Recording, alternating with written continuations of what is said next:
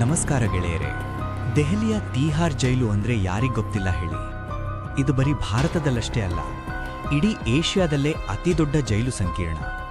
ಇಲ್ಲಿ ಘೋರ ಅಪರಾಧಿಗಳು, ರಾಜಕಾರಣಿಗಳು, ಉಗ್ರಗಾಮಿಗಳು ಎಲ್ಲರೂ ಇದ್ದಾರೆ. ಆದ್ರೆ ಈ ಜೈಲಿನ ಬಗ್ಗೆ ಹರಡಿರೋ ಒಂದು ಮಾತೇನೆಂದ್ರೆ, ಇಲ್ಲಿ ಬರೀ ಬದುಕಿರುವ ಅಪರಾಧಿಗಳಷ್ಟೇ ಅಲ್ಲ, ಇಲ್ಲಿ ಅತೃಪ್ತ ಆತ್ಮಗಳು ಕೂಡ ಅಡ್ಡಾಡ್ತವೆ ಅಂತ. ರಾತ್ರಿ 2 ಗಂಟೆಯ ನಂತರ ಈ ಜೈಲಿನಲ್ಲಿ ಏನಾಗತ್ತೆ? ಖೈದಿಗಳು ಯಾಕೆ ಬೆವತು ನೀರಾಗ್ತಾರೆ? ಸೆಲ್ ನಂಬರ್ 3 ಮತ್ತು 6ರಲ್ಲಿ ಅಡಗಿರೋ ಆ ಭಯಾನಕ ರಹಸ್ಯವೇನು? ಇವತ್ತು ನಾವು ಈ ವಿಡಿಯೋದಲ್ಲಿ ತೀಹಾರ್ ಜೈಲಿನ ಕತ್ತಲ ಲೋಕದ ಕಥೆಗಳನ್ನು ಬಿಚ್ಚಿಡಲಿದ್ದೇವೆ. ನೀವು ಹಾರರ್ ಕಥೆಗಳನ್ನು ಇಷ್ಟಪಡೋರಾದ್ರೆ ಈ ವಿಡಿಯೋ ನಿಮಗೆ ಖಂಡಿತ ಇಷ್ಟ ಆಗತ್ತೆ. ಬನ್ನಿ ಶುರು ಮಾಡೋಣ.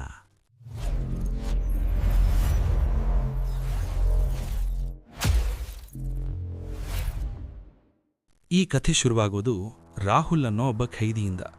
ರಾಹುಲ್ ಅಂದರೆ ಜೈಲಿನಲ್ಲಿ ಎಲ್ಲರಿಗೂ ಭಯ ಇತ್ತು. ಅಷ್ಟು ದೊಡ್ಡ ರೌಡಿಯವನು. ಆದರೆ ಒಂದು ರಾತ್ರಿ ಈ ರೌಡಿನೇ ಪ್ರಾಣ ಭಯದಿಂದ ಜೈಲಿನ ಒಳಗೆ ಓಡಾಡ್ತಾ ಇರ್ತಾನೆ. ಅವನಿಗೆ ಏನೋ ಒಂದು ಅದೃಶ್ಯ ಶಕ್ತಿ ಬೆನ್ನಟ್ಟಿದ ಅನುಭವ ಆಗತ್ತೆ. ತಪ್ಪಿಸ್ಕೊಳ್ಳಕ್ಕೆ ಅಂತ ಅವನು ಮಲಗುವ ಜಾಗದಿಂದ ಓಡಿ ಹೋಗಿ ಒಂದು ಶೌಚಾಲಯದ ಒಳಗೆ ಸೇರಿಕೊಂಡು ಬಾಗಿಲು ಹಾಕ್ತಾನೆ. ಅಲ್ಲಿ ಕನ್ನಡಿಯ ಮುಂದೆ ನಿಂತಾಗ ಅವನಿಗೆ ತನ್ನ ಭುಜದ ಮೇಲೆ ಯಾವುದೋ ಒಂದು ಕಪ್ಪು ಆಕೃತಿ ಕೂತಿರೋದು ಕಾಣಿಸುತ್ತೆ. ಅದರ ಕಣ್ಣುಗಳು ಕೆಂಪಗೆ ಉರಿತಾ ಇರ್ತವೆ. ಈ ರಾಹುಲ್ ಅನ್ನವನು ಎಷ್ಟು ಭಯಪಡ್ತಾನೆ ಅಂದರೆ ಮಾರನೇ ದಿನ ಅವನು ಪ್ರಜ್ಞೆ ಇಲ್ಲದ ಸ್ಥಿತಿಯಲ್ಲಿ ಪತ್ತೆಯಾಗ್ತಾನೆ. ಇದು ಕೇವಲ ರಾಹುಲ್ ಕಥೆ ಮಾತ್ರವಲ್ಲ, 10 ಖೈದಿಗಳು ಇಂಥದ್ದೇ ಅನುಭವಗಳನ್ನು ಹಂಚಿಕೊಂಡಿದ್ದಾರೆ. ತಿಹಾರ್ ಜೈಲಿನಲ್ಲಿ ಮಹಿಳಾ ಖೈದಿಗಳನ್ನು ಇಡೋ ಜಾಗವನ್ನ ಸೆಲ್ ನಂಬರ್ 6 ಅಂತ ಕರೀತಾರೆ. ಇಲ್ಲಿನ ಕಥೆ ಇನ್ನೂ ಭಯಾನಕ. ಇಲ್ಲಿ ಹಲವು ವರ್ಷಗಳ ಹಿಂದೆ ಒಬ್ಬ ಮಹಿಳೆ ತಾನು ನಿರಪರಾಧಿ ಅಂತ ಅಳ್ತಾ ಸತ್ತೋಗಿದ್ಲಂತೆ. ಅಲ್ಲಿಂದ ಶುರುವಾಗಿದ್ದೇ ಈ ಘಟನೆಗಳು. ರಾತ್ರಿ 2 ಗಂಟೆ ಆಗ್ತಿದ್ದಂತೆ ಆ ಸೆಲ್ನಲ್ಲಿರುವವರಿಗೆ ಯಾರೋ ಒಬ್ಬ ಹೆಂಗಸು ಜೋರಾಗಿ ಅಳೋ ಶಬ್ದ ಕೇಳಿಸುತ್ತೆ. ಇನ್ನೂ ಕೆಲವು ಖೈದಿಗಳು ಹೇಳೋ ಪ್ರಕಾರ ಅವರು ಬಿಳಿ ಸೀರೆ ಉಟ್ಟಿರುವ ಒಬ್ಬ ಮಹಿಳೆಯನ್ನ ನೋಡಿದ್ದಾರಂತೆ. ಅವಳ ಮುಖ ಅರ್ಧ ಸುಟ್ಟೋಗಿದೆಯಂತೆ. ಅವಳು ಗೋಡೆಯ ಮೇಲೆ ಹಲ್ಲಿಯ ತರಹ ಹರಿದುಕೊಂಡು ಹೋಗೋದನ್ನು ನೋಡಿ ಅಲ್ಲಿನ ಮಹಿಳಾ ಖೈದಿಗಳು ಜೈಲರ್ ಹತ್ರ ಹೋಗಿ ದಯವಿಟ್ಟು ನಮ್ಮನ್ನ ಈ ಸೆಲ್ನಿಂದ ಬೇರೆ ಕಡೆಗೆ ಶಿಫ್ಟ್ ಮಾಡಿ ಅಂತ ಗೋಗರೆದಿದ್ದಾರಂತೆ. ಗೆಳೆಯರೆ, ತೀಹಾರ್ ಜೈಲಿನಲ್ಲಿ ಗಲ್ಲು ಶಿಕ್ಷೆ ನೀಡುವ ಜಾಗ ಇರೋದು ಸೆಲ್ ನಂಬರ್ 3 ಹತ್ತಿರ. ಇಲ್ಲಿ ಬ್ರಿಟಿಷರ ಕಾಲದ ಹಳೆಯ ಕಟ್ಟಡಗಳು ಇವೆ. ಈ ಜಾಗಕ್ಕೆ ಹೋಗೋಕೆ ಅಲ್ಲಿನ ಸೆಕ್ಯೂರಿಟಿ ಗಾರ್ಡ್ಗಳೇ ಭಯ ಪಡ್ತಾರೆ. ಯಾಕಂದ್ರೆ ಇಲ್ಲಿ ಯಾರನ್ನ ಉರಿ ಹಾಕಲಾಗಿತ್ತೋ ಅವರ ಆಕ್ರಂದನ ಇನ್ನೂ ಕೇಳಿಸುತ್ತೆ ಅನ್ನೋದು ಅಲ್ಲಿನವರ ನಂಬಿಕೆ. ಗಾರ್ಡ್ಗಳು ಹೇಳ್ತಾರೆ, ರಾತ್ರಿ ಹೊತ್ತು ಪಹರೆ ಕಾಯುವಾಗ ಯಾರೋ ಬಂದು ಕಿವಿಯಲ್ಲಿ ಗುಸುಗುಸು ಅಂತ ಮಾತಾಡಿದ ಹಾಗೆ ಅನಿಸುತ್ತೆ. ಇನ್ನು ಕೆಲವು ಖೈದಿಗಳು ಹೇಳೋ ಪ್ರಕಾರ ಅವರು ಮಲಗಿದ್ದಾಗ ಅವರ ಎದೆಯ ಮೇಲೆ ಯಾರೋ ಕೂತ ಹಾಗೆ ಭಾರ ಅನಿಸುತ್ತೆ, ಉಸಿರಾಡೋಕೆ ಕಷ್ಟ ಆಗುತ್ತೆ. ಇದನ್ನು ಕೇಳೋದಕ್ಕೆ ಒಂಥರ ಮೈ ಜುಮ್ ಅನ್ನುತ್ತೆ ಅಲ್ವಾ?